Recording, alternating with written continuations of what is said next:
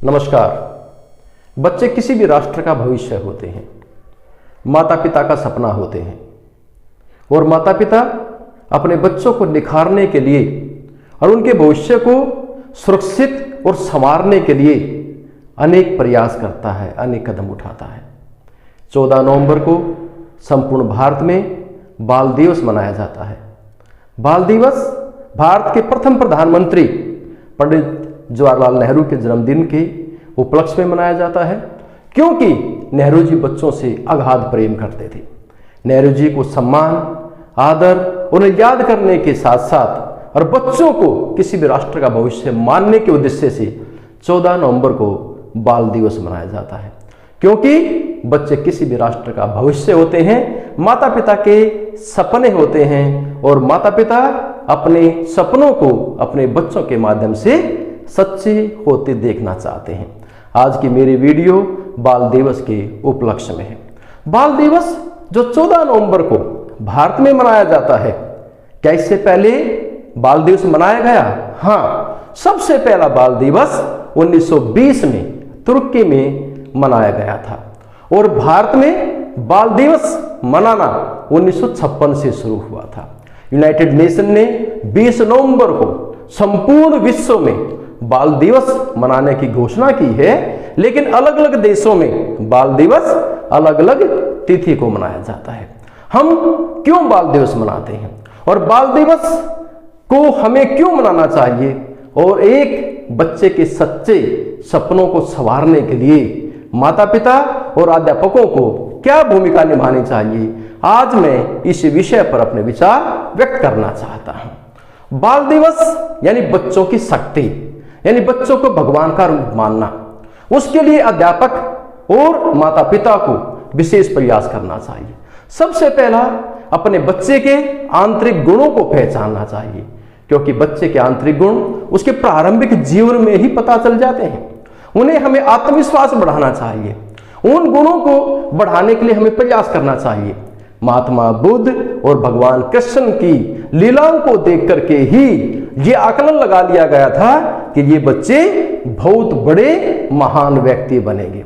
इसलिए राष्ट्र कवि रामधारी सिंह दिनकर जी ने भी कहा है, खिलते नहीं कुसुम मात्र राजाओं के उपवन में। खिलते नहीं कुसुम मात्र राजाओं के उपवन में, अमित बार खिलते वे पुर से दूर कुंज कानन में। समझी कौन रहस्य प्रकृति का बड़ा अनोखा हाल, गूदड़ी में रखती चुन चुन कर बड़े कीमती लाल।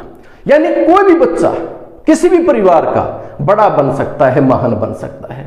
इसलिए प्रत्येक अध्यापक को और प्रत्येक माता पिता को चाहिए कि वे बच्चे के आंतरिक गुणों को समझें, उसे आत्मविश्वास बढ़ाएं, और जब उसका आत्मविश्वास बढ़ेगा तो बच्चे आगे बढ़ेंगे। बच्चे को हमेशा गुणवान बनाने का प्रयास करें, चरित्रवान बनाने का प्रयास करें, कर्मठता की शिक्षा दें, तभी बच्चे जीवन में आगे बढ़ेंगे। बच्चों के खान पान पर ध्यान रखें।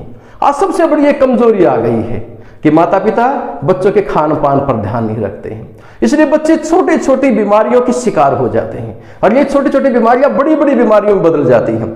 उनके खान पर ध्यान दें, उनकी आदतों पर ध्यान दें और छोटी छोटी सामान्य आदतें, चाहे वो ब्रशिंग करने की है, अपना बैग लगाने की है, अपने बेड को सजाने और संवारने की है, खाने की आदतें हैं, उस पर विशेष ध्यान दें और कोशिश करें कि उनकी आदतों को हम कैसे अच्छा बनाएंगे।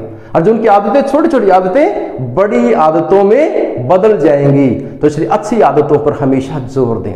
उनके अंतर मन को पहचानें। बच्चे बड़े भावुक होते हैं, उनके अंतर मन को पहचानें, वो क्या चाहते हैं, उनके साथ कैसा व्यवहार होना चाहिए, उनकी योग्यता देखें। आपका बच्चा एक अच्छा लेखक हो सकता है, एक अच्छा खिलाड़ी हो सकता है, एक अच्छा संगीतकार हो सकता है, एक अच्छा गायक हो सकता है। उसकी योग्यता को पहचानें और उसको आगे बढ़ाएं और उसके अंतर मन की बात को जानें कि बच्चा क्या चाहता है।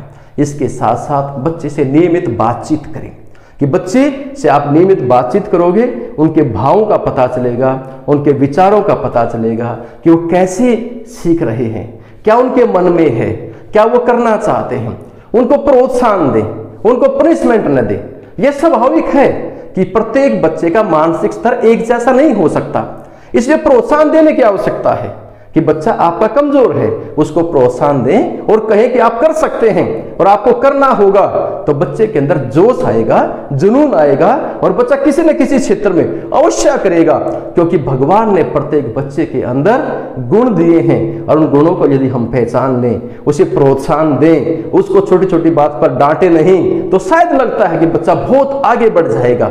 इसलिए सभी अध्यापकों से, माता पिता से निवेदन है कि इस बाल दिवस के उपलक्ष्य में आप अपने बच्चे के अंदर गुणों को पहचानें और उनको बढ़ावा देने का प्रयास करें। इसके साथ साथ अनुशासन पर जोर दें।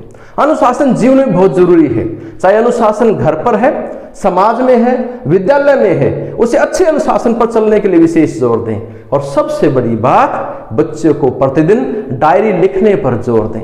बच्चा यदि डायरी लिखेगा तो शायद लगता है अपने मन के भाव को भी लिखेगा, अपनी शक्ति को भी लिखेगा, अपने उद्देश्य को भी लिखेगा और यह सोचेगा कि मुझे क्या करना है। सरकार के द्वारा भी बच्चों को प्रोत्साहन देने के लिए, आगे बढ़ाने के लिए अनेक प्रयास हुए हैं।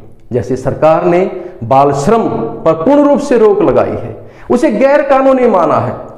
कक्षा 6 से 14 वर्ष के बच्चों को निःशुल्क शिक्षा देने का प्रावधान भी किया है। 18 वर्ष के कम आयु के बच्चे से फैक्ट्री में काम नहीं करवाया जा सकता।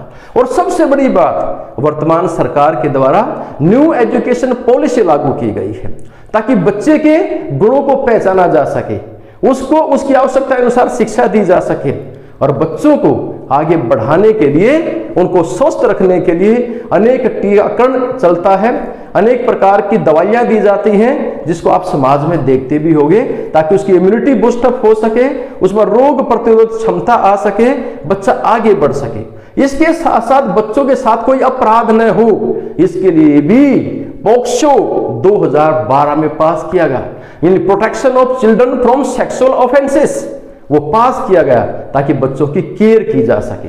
Care and protection of children act 2015 पास किया गया ताकि बच्चों के साथ किसी प्रकार का अमानवीय बर्ताव न हो, उनके साथ किसी प्रकार का अपराध न हो। इसलिए सरकार भी प्रयास करती है, क्योंकि बच्चे किसी भी राष्ट्र का भविष्य होते हैं, माता पिता का सपना होता है।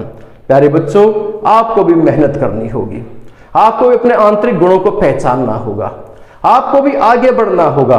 और आगे बढ़ते समय अनेक समस्याएं आती हैं, अनेक समस्याओं का सामना करना पड़ता है और उन समस्याओं को यदि आप काबू पा लें और सोचें मुझे कुछ करना है, तो आप वास्तव में किसी राष्ट्र का भविष्य होंगे और अपने माता पिता का सपना होंगे।